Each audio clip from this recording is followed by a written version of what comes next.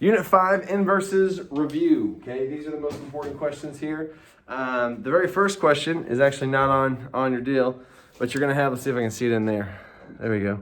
Oh, it's inverted for me. It's hard for me to see. For this table, all you're going to do to take the inverse is switch the x and y values, right? So -4, 1 turns into 1, -4. -2, 3 turns into 3, -2. And you just switch the literal x values. To show you that 5 is going to be, we'll just do number 2. So when I switch this, that becomes 0, -3. Real quick though, for this table, the original table, what is the x-intercept? What is the x-intercept? What is the x-intercept? So here we go. We have x's, we have y's. The x-intercept is what? No. -3. Okay. Here's something very important for you to understand about x and y intercepts. This is a basic thing I didn't think I was going to be thrown into, but an x-intercept is when you cross the x-axis. So if I were to graph this point, -3, 0, that is on the x-axis. That is an x-intercept. At an x-intercept, y is 0. I might write that phrase down. I say it to myself all the time. At an x-intercept, y is 0. And for the y-intercept, x is 0, right? So this is the y-intercept. Because if I were to graph this point, it'd be 0, -6 right here. That's the y-intercept. I don't want you to graph this thing, but I want you to sometimes maybe graph the thing if you're worried about, figuring out if it's a y-intercept or not, or x-intercept or not. Okay, so when I switch this though, sure, whoops, wrong color. -4, -2, -6, -1, -6, 0, and then -4, 1. Here's what I want to ask you though. What do you know? What happened to the x and y intercepts? Because right here, we said at an x-intercept, y is 0, so this is my x-intercept, and this is my y-intercept, if you want to look at these like that, right? What did the x-intercept become? No? What is this? The y-intercept. That's the big idea, right? The x-intercept became the y-intercept. Does that make sense of what you know about inverses? And inverses when you switch x and y. So x-intercept, yeah, okay, that checks out. So that's the biggest thing I want you to see is this is now the y-intercept, and now this is the x-intercept because they switched. Okay, that's the one big thing that you'll actually see happen here for sure. So on to the next one. Number 4 is just asking, are these inverses of each other or not? Okay. Also, I almost got ahead of myself. Number 2, it also says, is it a function or not? You cannot repeat you cannot repeat values. Like for each value of x, there can only be one value. So if I'm looking across here, can x repeat? X does not repeat. X does not repeat. So but when I switch them right here, this is my x column, this is my y column, right? Does x repeat itself? Yeah. Yes, it does. You have double 6s and you have double 4s, so this is not a function. Not a function. X cannot repeat itself, okay? Because if it repeated itself, it'd be in a vertical line, the vertical line test. So again, I'd probably write this down. For the tables, if you're looking at a table, X cannot repeat itself, okay? So when you looked at the original table and you looked at the X values were just, fine, everything was different, okay? But when you switch those is when it became not a function. That's another reason why I wanted to do number 2. Number 4 is just asking, is it an inverse? So I have 1, -5. That should switch to... -1, -5 should inverse to be... -5, 1 is what it should be. And it's not that. So no, that's not an inverse. Okay, you could tell by just the first one. And that's kind of what they did. They did this 2 and 1 switch, but then they changed the sign on this guy. Every time they kept changing it. So anyway, that is not an inverse, okay? Inverses have nothing to do with positive, negative, anything, okay? That's what they're trying to bait you into right there. All right, this one's big. This one's a graphing one, okay? So it's 1/3 of the categories. There's our tables. We're done with the tables. Let's do the graphing thing. So they basically want us to, what number is this? This is, what? 6. Okay, there we go. They want us to graph the new one. Okay, we'll talk about x and y intercepts. So really, I'll say this. The x-intercepts or let me just put x-intercept, okay? The x-intercept here, what is that x-intercept at? If you look at the little table here.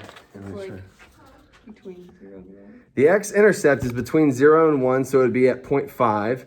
And the other x-intercept would be what? Like, Ooh, it's not all the way out there. Oh, sorry. We're still talking x-intercept. I think you're talking y-intercept right now. So the x-intercept is going to be 0.5 and 3.5. You see that there and there? Mm-hmm. Okay, cool. The y-intercept, can you shut that door for me, please? All right, thank you. The y-intercept is going to be, that's the -4, right? Because there's only one of them across there. Okay, cool. All right. And I'm also going to throw out the vertex here. The vertex is at 2. And what is that? 1, 2, 3, 4.5. Right? All the decimals, they're trying to get you. All right? So this is my point right here. I got x and y intercepts. Okay, great. Now, if I were to inverse that, I'm going to inverse that. Let's see if I can use the blue marker. Let's see if it works for me. I'm going to switch those points and graph them, okay? So 2 and 4.5 would turn into 4.5. So 1, 2, 3, 4.5, 2. So it'd be right here. Cute little sound, okay? There's my vertex, okay? And I'm going to graph these next 2 points right here, okay? So let me double check this again. 2, 4.5, 4.5, 2. All right, we're good. The x-intercepts were at half. I'm going to put it right here, half. See how simple that was? Okay? And I'm thinking of this is maybe a shortcut, but you could think the long way of this point would be 0.5 comma 0, right? 0.5 comma 0. It doesn't go up or down at all. You could switch that, then graph it, or if it's on the x-intercepts, they just become what? All x-intercepts for the original become what of the new one? Y-intercepts, the whole switching thing. So this x-intercept becomes a new y-intercept, and this x-intercept becomes a new, so I have 1, 2, 3, 3.5, 1, 2, 3, 3.5 right there. And now this is kind of what we're looking like right here so far, right? And now, looks like a little heart. See the little heart? Oh my God. I'll color it in a second. Okay. So we have the y-intercept now becomes an x-intercept. So we have a -4. Do I switch positive and negative signs? No, it's still negative. No, it's just that we're just switching x and y. So the -4 on the y-axis becomes the -1, 2, 3, 4 here, and I can, there we go, and then there's the big picture. Okay. Excuse me, that's the answer. So the vertex switches, the x-intercepts become y-intercepts, the y-intercepts become x-intercepts. So if I were to write it out, my y-intercepts would be 0.5 and 3.5, x-intercepts becoming y-intercepts, and my x-intercepts now would be the -4. They literally switched, okay? Do y'all see the heart? Yeah, I see the heart. Oh my God, so pretty. You see the heart? And if you cut it diagonally, Valentine's Day is coming up, so. see it diagonally? Oh. You have the heart, and then the things come down. It's all You broke the symmetrical. heart. It's like symmetrical diagonally. Anyway, I'm sorry. Get too sassy on you guys. Aww. All right. Oh. Oh. All right. Done. Now we're gonna fast forward to number 9 real quick. Oh no, sorry. On the back side. Flip it all the way over the back side. While we're in graphing mode right here. What does this graph look like? Okay. Just show people home just in case you don't have this in front of you. Okay. Which one of those, this is the original graph, which one is its inverse? I want to do this with as little work as possible. I'm not even going to look at the answer options right now. I'm just going to do it. I am taking -4 in the x-axis and turning it into -4 right here. I know if I flip it right there, right? If I fold it over, it's going to look like this. Just to be symmetrical, right? It's not going to still point up. That doesn't make sense. You've seen kind of what happens with this diagonal reflection thing. So there you go. Whichever one looks like that. That's D. In this case, it is D. The one thing I don't like about these graphs is they're little rectangles, so they don't look symmetrical. You notice how the little boxes are all longer than they are tall? I don't know why on earth you'd ever make a graph like that, but anyway. Oh well. All right, last thing is the equations. We have done tables, boom. We've done graphs, boom. And now we're doing equations.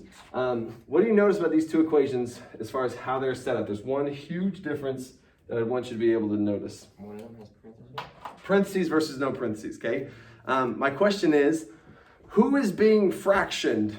That's not a really appropriate grammar word here, but who is being fractioned, multiplied by a fraction? The X. The x is the 5. No, That's huge, that's very important. Here, who's being fractioned? the X is -3. The x minus 3, both of them are being fractioned. So anyway, if I were to, for inverse, first thing I do, switch x and y, so I'll do it right here. So x equals 1/2 y plus 5. What do I have to do first here? Subtract all the 5 from both sides. Yes, I minus the 5 over here, so I have x minus 5 equals 1/2 y. Cool. How do I get rid of a fraction? You multiply. Oh, that's so beautifully said. Oh, I rubbed my eye right when you said that. It's because it had a tear and just caught it. I didn't want you guys to see it. Divide by 2. I'm going to multiply by 2 on both sides. So now I have 2x minus, I almost did this. Oops. Yeah. 2 times x and 2 times 5, 2x minus 10 equals the divide by 2 and the multiply by 2 cancel out, and we are left with y. So my answer, I'd say the inverse is 2x minus 10. There's the inverse for that one, okay? And this is also going to be on the test. If you were to be given two equations and then say, are they inverses of each other? This is when you do I inverse this one and see if it's that one, or I inverse this one and see if it's that one, and that's how you can tell, okay? Easy. The last one here, the parentheses, yes, are different. So I just had a moment where I looked at the camera to see if it was still recording. It is, we're good. Okay. Oh, no. I just had PTSD right there. Math version, I don't know. So 8. The parentheses are doing everything. So can I take this minus 3 and move it over right now? No. No, he is trapped inside of a multiply by 1/5 or divide by 5. I cannot do that yet. We got to get him out of there first. How do I undo this? You would multiply? Multiply by 5. Now here's the thing. This gets people all the time. This gets people all the time. This is a huge thing right here. Who is being fractioned?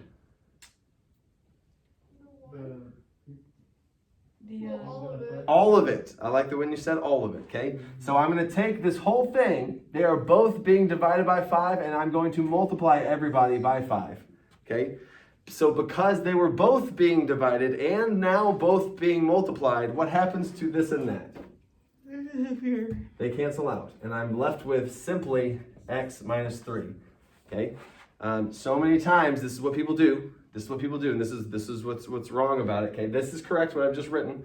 This is what people do right here in green or whatever. They're like, oh, times 5, times 5, times 5. I know. Right? You have effectively now multiplied it by times 15 or times 120. You've too many times 5s right on one side. You can only do it once on this side, once on that side. Yes, to everybody, I get that. So what people do wrong is these will cancel out. Then they say it's 5x minus 15 or something like that. Whoa, right? They are both being already. This is basically, distribution, right? That's what's going to happen, okay? So if I were to write that out, okay, I don't want to go down that rabbit hole, but you get the idea. Okay, cool. All right. And if I multiply this side by 5, multiply that side by 5. And then I have 5.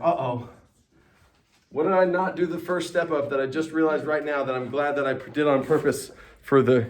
You didn't switch them. I did not take the inverse. I just started solving. I just got excited, right? I just started solving stuff, okay? The first step you should do is to switch x and y. I didn't do that yet. Did I do anything mathematically wrong, though? Yeah. No, everything's fine. So I'm going to do it now. This might be a little weird, and it's the first time I've made this mistake so far. But it's fine. 5x equals y minus 3. We're still good. That's a failure on you guys, though. You should have caught that. You should have said, no, Coach B, you got to switch x and y first. Oh, wow, yeah, blame it on us. It's okay. I've let you down. So now I gotta get y by itself. We're so close. Plus 3, and I can now say these cancel out. Okay. I can now have my y by itself, so I can say y, the inverse, equals 5x plus 3. Wow. Wow. Wow.